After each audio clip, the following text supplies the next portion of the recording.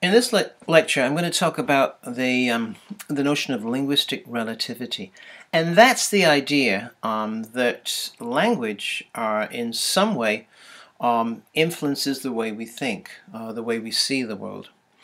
And I'm going to connect that with the notion of discourse communities. Let me give you an example of what I mean by linguistic relativity.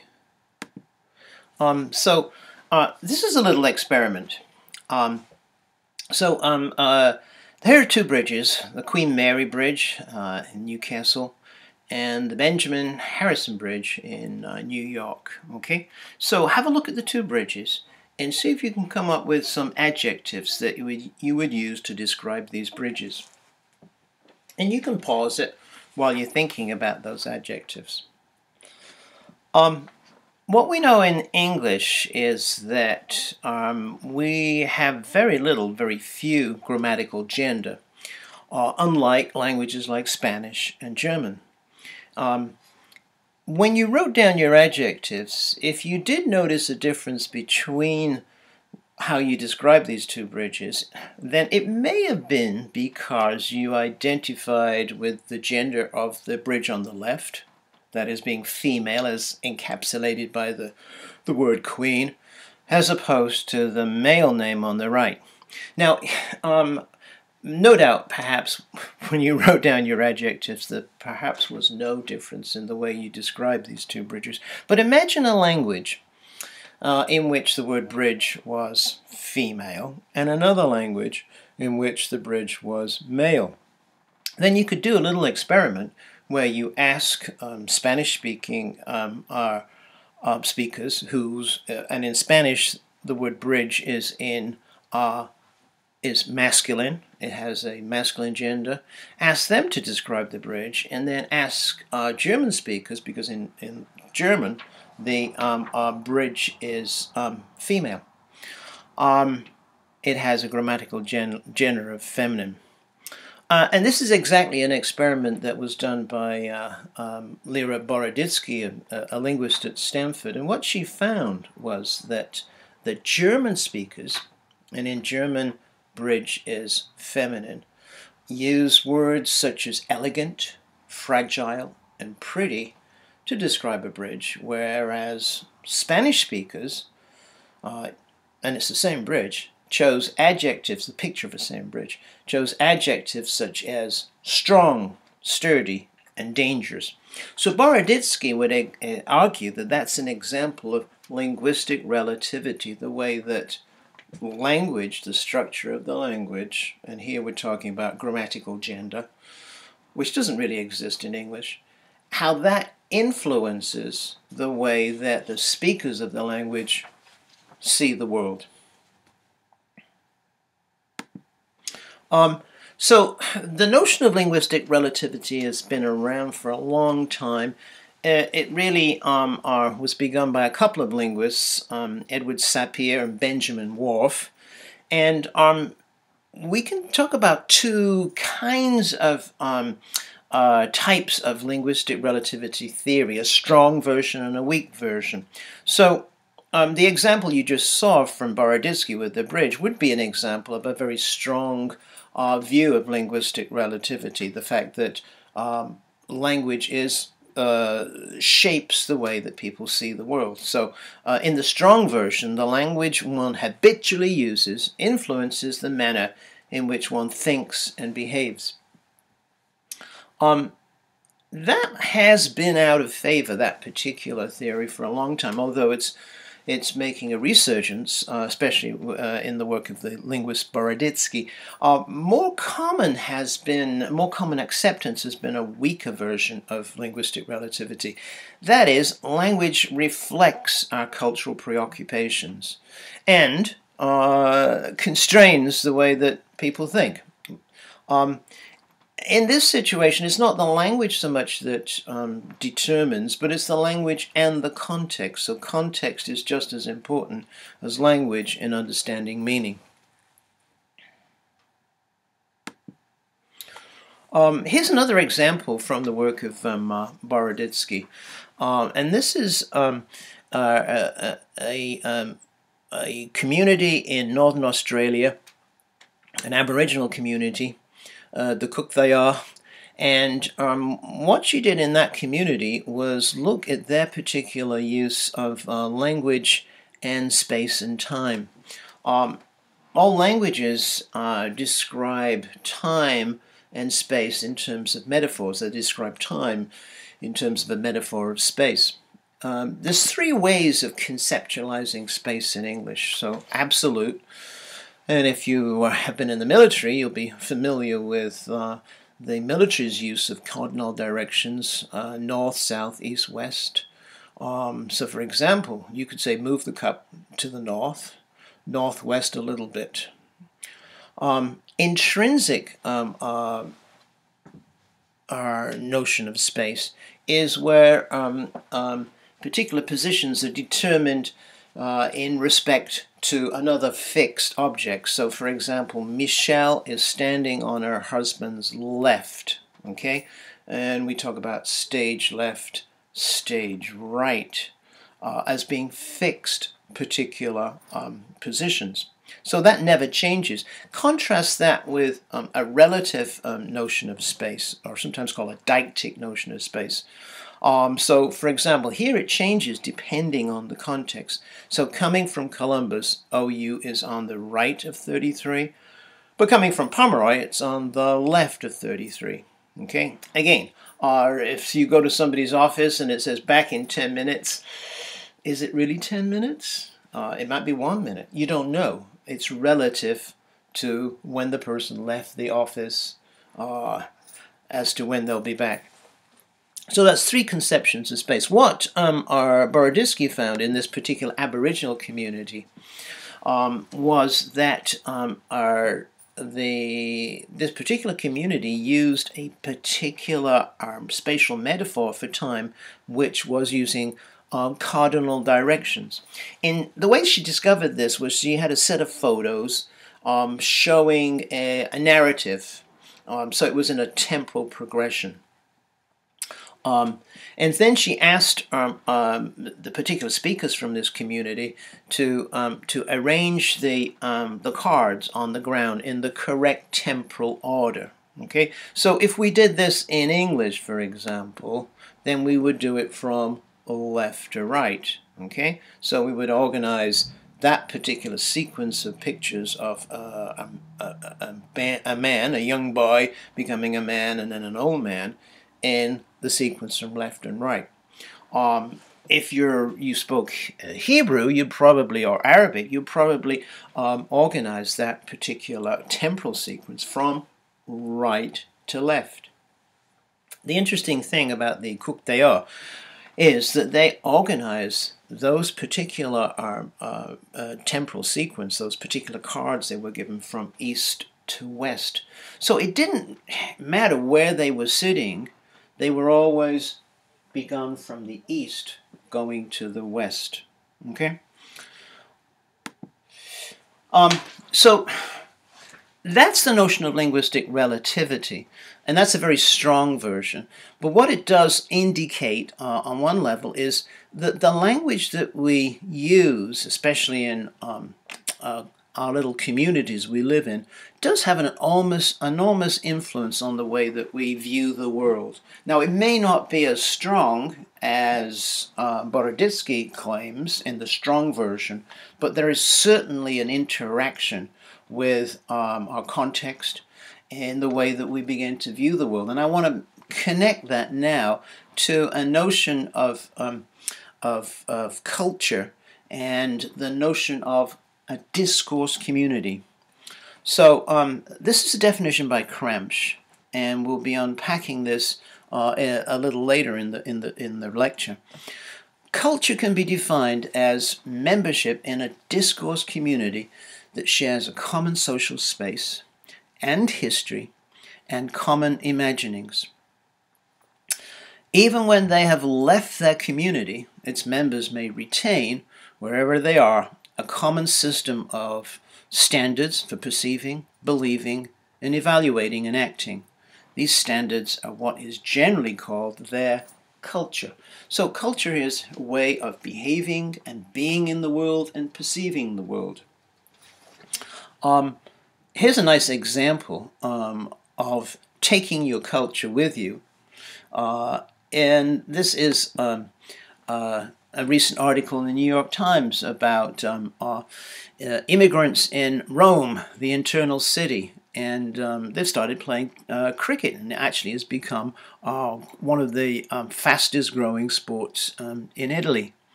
So this is they found a space in Rome, and these immigrants, mainly from India, Sri Lanka, Pakistan, are playing the game of cricket, which is kind of pretty foreign to Italy, but no more.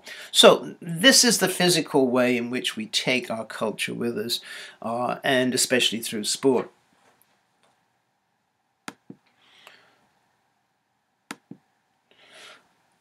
Okay, so I'm going to talk about discourse communities, but first I want to distinguish what are known as speech communities. So, and this refers to on the macro level, a larger organization of community. So, a speech community is a community sharing the rules for the conduct and interpretation of at least one linguistic variety. And so that could be a geographic or social grouping. So speech communities are, for example, American English as opposed to British English, African American English, New York English, Italian American, New Jersey English. Those are speech communities, and they're communities defined in terms of sharing a common language. A discourse community goes further than that. We're not just sharing a common language, we're sharing a very common way of looking at the world. We're sharing beliefs, we're sharing attitudes.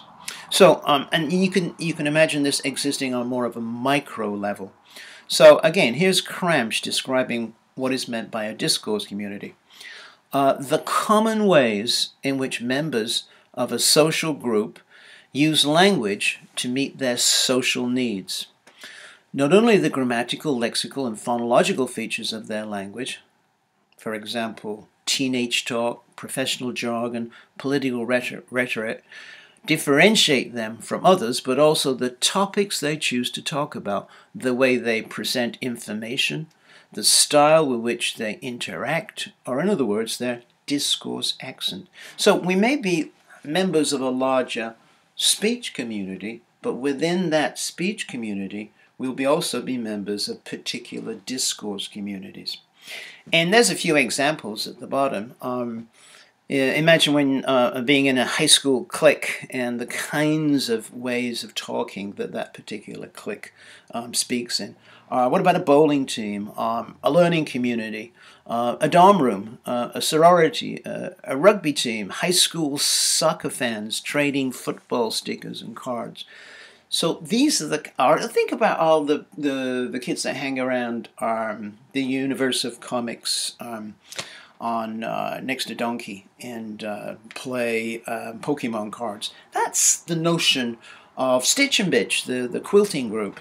These are all discourse communities. People speak in particular ways. It's still American English, but they're speaking in particular ways, choosing particular discourses. And once you enter into these discourse communities, the language you find there is going to influence the way you perceive the world.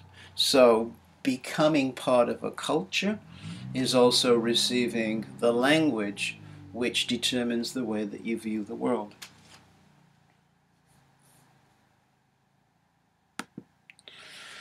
So let's see if we can illustrate that a little bit by getting into some of the of that first chapter by Nick Hornby. I'm going to reference a few of the pages from that beginning part of his book, Fever Pitch. So here he is, he's a kid, first time he goes to a soccer game. What impressed me most was just how much most of the men around me really hated being there. As far as I could tell, nobody seemed to enjoy in the way that I understood anything that happened during the entire afternoon. And Within minutes of the kickoff, there was real anger. "You're a disgrace, Gould. He's a disgrace. 100 quid a week, 100 quid a week. They should give that to me for watching you." As the game went on, the anger turned to outrage and then seemed to curdle into sullen, silent discontent. So what Hornby had found on his first trip to a soccer game was a particular community, and he identified the way they spoke, right? And that begins to influence the way you particularly speak and the way you view the world of football. Okay, so we'll come back to a few more quotes from that first chapter by Hornby. But let's get back to Gramsci's notion. She had three ideas, three levels of culture. She talked about the social, and that focuses on the ways of thinking and behaving and valuing currently shared by members of the same discourse community. And that was an example we just saw there from Nick Hornby of the way that the crowd were speaking, their particular discourse, that very pessimistic way of looking at the match. The second way of considering culture is to think of it as from a historical or diachronic perspective. So people identify themselves as having a place in that society's history, and they can identify with the way it remembers its past. In terms of a national culture, a large shared culture, then things like monuments, works of art, museums are carriers of this historical past that we all identify with.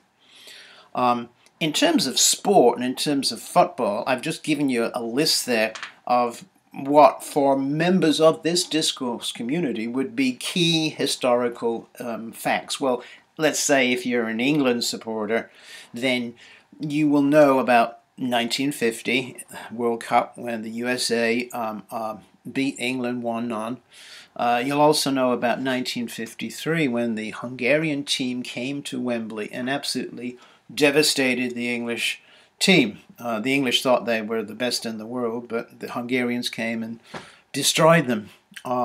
Munich is the awful plane disaster that decimated Manchester United's team. The 1966 World Cup, of course, is very important for England. In 1986 World Cup, then any member of the discourse community of English supporters, soccer supporters, will talk about the Hand of God goal. That's the goal that Maradona scored with his hand. Heysel and Hillsborough were awful tragedies, stadium tragedies in which many people died, and connected to Liverpool. I was involved in both of those. And of course, more recently, if you're a soccer fan, you'll know that the Brazil disaster against Germany when they got beat 7-1 is again part of the past, part of the particular touchstones that this particular discourse community can relate to and refer to. And then for me, being a Manchester City supporter, the time, 93:20, that's 93 minutes and 20 seconds is the time in which Sergio Aguero scored the winning goal in 2012 to give City the championship. And that was a pretty exciting moment in my life. And you will have many of these particular important cultural elements in the past that you share with other people in your shared discourse community. As well as the past, of course, we also have common imaginings, common dreams, often unfulfilled. I have a dream, for example, or the notion of the American dream, or our particular myths about the Wild West are all such particular imaginings about a future. And in sport, we're all always thinking about we're going to win the cup, we're going to win the championship, we're going to win the Super Bowl. Okay, so take a little time to think about that and see if you can identify your own culture. What communities of practice do you belong to? It could be sport or it could be otherwise. How does it affect your social behavior? What shared sense of the past do you have, and what shared imagination do you have about the future? And how does being in that discourse community affect the way you speak and the way you use language and the way you view the world? That particular first chapter by Hornby is very much a process of becoming part of the discourse community. This is the first time he's gone to a game, to watch a game. And at the beginning, and just a quote from Hornby, all I really saw that day was a bewildering chain of incomprehensible incidents, at the end of which everyone around me stood and shouted. If I did the same, it must have been an embarrassing 10 seconds after the rest of the crowd. There's a threshold into discourse communities that we have to cross. And here, very much so, he's crossing that particular threshold. Notice he's always behind the rest of the crowd.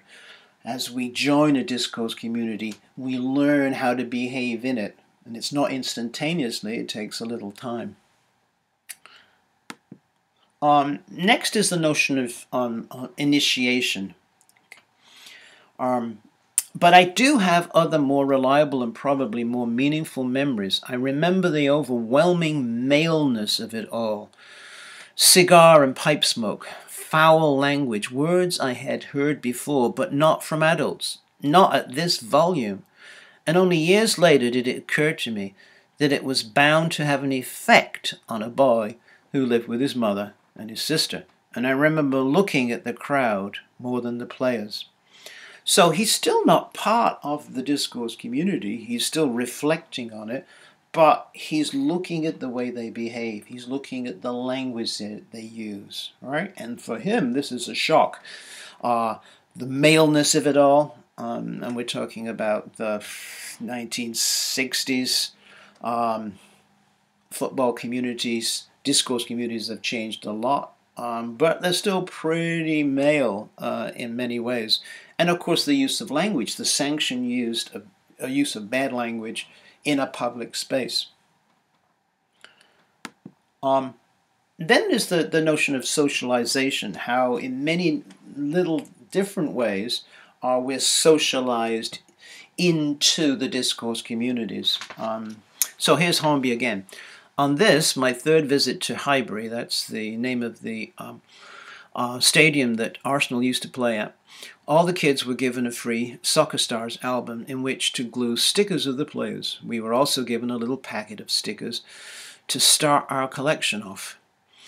Promotional offers aren't often described thus, I know, but the album proved to be the last crucial step in the socialization process that began with the Stoke game. So every community, discourse community, will have something like this, where the new members are gradually socialized into the ways of behaving and thinking and talking. An important part of being in a discourse community is the notion of being an insider and also distinguishing who are the outsiders. So to identify themselves as members of a community, people have to define themselves jointly as insiders against others. Culture, as a process that both includes and excludes, always entails the exercise of power and control. And the power and control that we have is that we can decide who are the insiders, and then we can decide who are the outsiders and make it clear that the outsiders are outsiders. Again, Hornby gives some nice examples of this. So this is when he's a little older, and he's part of the mob, he's part of the hooligan fans. For the first time, suddenly, I became aware of all the Swindon fans. Swindon is the team that they're playing against, sitting around us with their awful West Country accents. So he begins to notice that they speak in a slightly different way. They're a different speech community, and that speech community is a different discourse community. with their awful West Country accents, their absurd, innocent glee, their delirious disbelief. I hadn't ever come across opposing fans before, and I loathed them in a way I had never before loathed strangers. So part of football culture, part of being a fan, is identifying as the insiders, but also more so, it is necessarily involves creating the others, the opposing fans.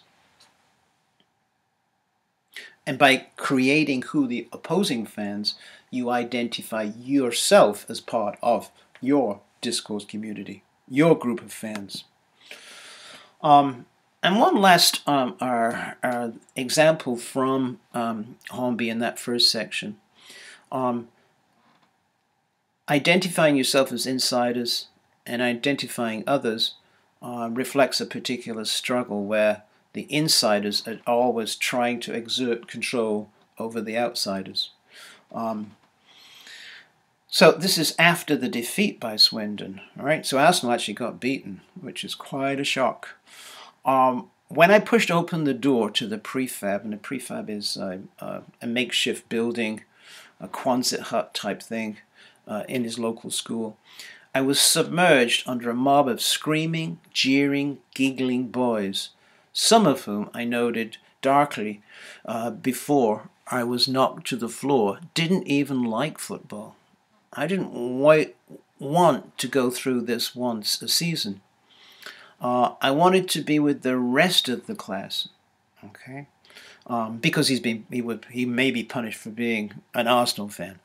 I wanted to be with the rest of the class, trampling the hell out of some poor heartbroken kid, one of the Swats or Weeds or Indians or Jews who were habitually and horribly bullied. So it becomes a necessity to be part of the inside group, and it becomes part of the necessity of being in control, in power, and to make the outsiders not in control. So in that first chapter by Nick Hornby, he captures in many ways his history of becoming a fan and how it affected him, how he joined this particular community, and how being part of the discourse community and using the language of the discourse community began to affect the way that he viewed the world. So in that sense, what we tried to do is to try the notion of linguistic relativity, not the strong version, but more weaker one, in which the way we view the world is inextricably bound up with the kinds of discourse communities that we are part of.